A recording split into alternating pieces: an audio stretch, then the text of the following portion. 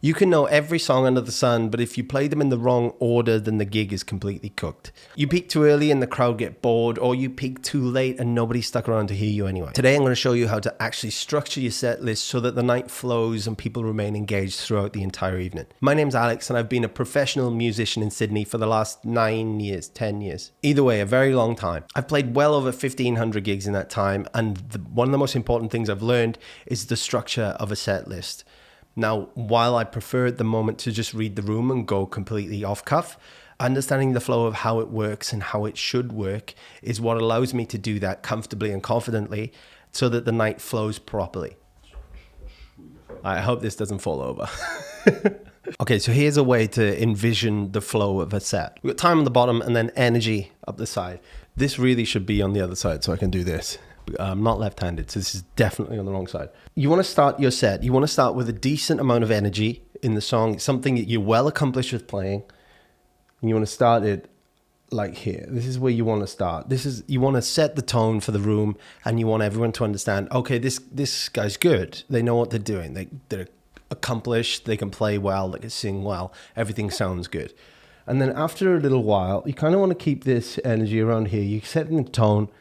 And then you want to come down a bit. You want to slow things down, because if you keep going up, you've got nowhere else to go. This is kind of where you put your little filler songs in, because then it gives you the ability to ramp it up and come up to the top end and then build everything up.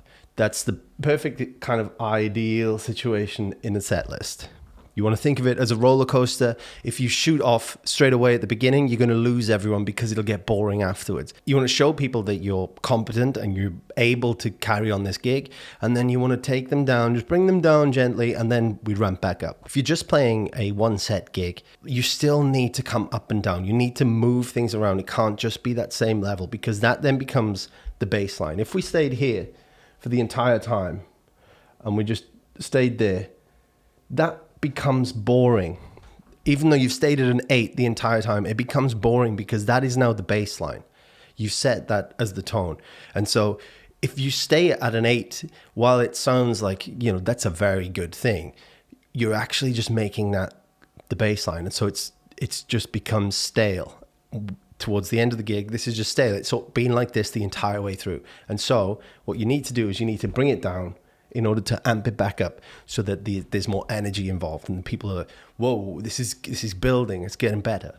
Understanding the flow of the set list allows you to structure it well. But what you also need to know, you're going to apply each song you have in your list to 4 categories. The first one is your ability playing it. How good do you play the song? Is it a song that you play perfectly? Is it your best song? Is it a song that's kind of mid for you? Or is it just one that's on your list because you can play it and you occasionally pull it out? You need to assign sort of where your ability is in this song. And next up, you're going to set the tempo and the energy of the song. So is this a high pace Mr. Brightside, or is it a super chill layback Sunday morning? You need to assign each one. It's obvious to you when you read your set list what each one is, but if you just do this, then it'll help you later on when you structure things. The next one would be the difficulty. Not necessarily how hard it is to play it, but mainly how hard is it to sing, because you're not going to want 2 songs that are very difficult to sing back to back, especially later on in the gig, because your voice is going to be a little bit more tired. And also you don't want it at the beginning, because you don't want to come out of the blocks and go, I'm not warm yet, I'm not ready for this, but here goes. You kind of want to push it further along into the set, maybe set 2, maybe midway through set 3, depending what the song is. But difficulty is a key factor in structuring your sets. And then finally, anomalies. So this could be, is this song in a strange tuning? Or do you have the capo on for this song? Is there something different about this song that things have to change in order to play it? If it's just a straight normal song, then you play open chords and it's fine. Then no anomalies whatsoever. But if you've got 2 songs that are drop D, then put them together. That's the ideal, so you don't waste time in between tuning back and forth. If you're playing capo on 3, then maybe stick around capo on 3 as long as the chord shape's on the exact same, just to give that dynamism with the chords. But if you're on capo 3, maybe keep a couple of songs while capo 3, or just it helps you then flow into other things if you think about these anomalies as well. Right, so into the practical building of a set list. We're going to go with the 3 45-minute sets for a gig as an example. So for each set, we're going to want 12 songs. So we're going to get 12 songs for 3 sets. We're going to plus 4 bonus songs. The 4 bonus is a minimum, but we're going to say 4 for this one. So we're going to get a total of 40 songs for our set list. Now, 45-minute sets, 12 songs, that might be too many songs. That might be too little songs. You know what your set list looks like, but kind of do this, add the bonus songs. If you play a 7-minute song, say, then rethink your life choices and remove one of the songs from the list. Just 12 songs per set plus bonuses, minimum 4. The bonus songs are your safety net. If you've built your set list before the gig and then you turn up and the demographic is different, or you think there's people requesting country songs and there's none in your actual list, you have them in the bonus bag, you can swap songs out for the bonus songs. They can be your requests that you're competent at playing, they can be songs that you just like or songs that you just know, and you can just slot them in as and when you need to.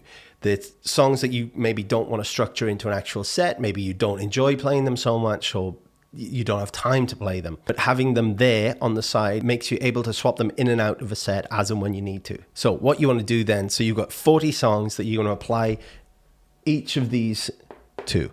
You're going to see how difficult the song is to play, how well do you play that song, are there any anomalies to that song, and what's the energy or the tempo of that song. And once you have that, you can write it on physical pieces of paper, you can do it in a spreadsheet, you can do it however you like.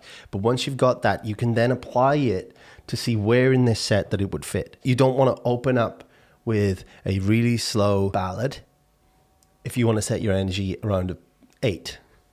I think you kind of want the ballad to sit in here. You'll know which songs are 8s or good energy songs for you to start with, or which ones are finishers. Just think of it kind of like a swoosh of a Nike tick. You want to start off well, sort of introduce yourself into the set, drop down, bring down the energy a little bit because we're going to take it back up. Once you understand that, it's so much easier then to structure everything and put the songs in where they would fit to make it into a Nike swoosh. A couple of things to keep in mind is not to save all your bangers for the last set. Mix them in throughout the 3 sets and make the flow look good, and then it'll just keep people engaged and they're more likely to stick around to hear your best songs at the end. And even then, don't save your best song for an encore, unless you know for a fact, 100% guaranteed that you are going to get an encore. End on your strongest track, and then if you do get asked to play one more, finish on a crowd pleaser from the bonus bag and just wrap it up. The staff want to go home at the end, so just wrap it up. Play one song and be done. Your set list is kind of like Google Maps. It'll show you the best way to get to the destination, the end of the gig.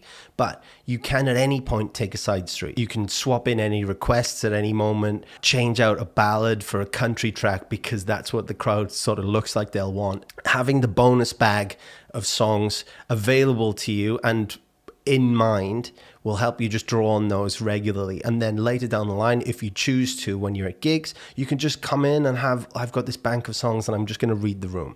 Having a structured set list doesn't need to be a be all and end all. It's going to be a really helpful way of understanding how the night flows. And after a couple of gigs, you'll see which songs may need to come in or out or be moved around because you can't sing them together. But having that structure then allows you to change and adapt further down the line. But if you follow the general swoosh here, you can't really go wrong. If playing live music and playing gigs is something that's important to you, maybe you should watch this video up here. I've got plenty of stuff on the channel, and it's all about helping musicians move forward and play gigs and play better gigs and just generally enjoy being a musician more.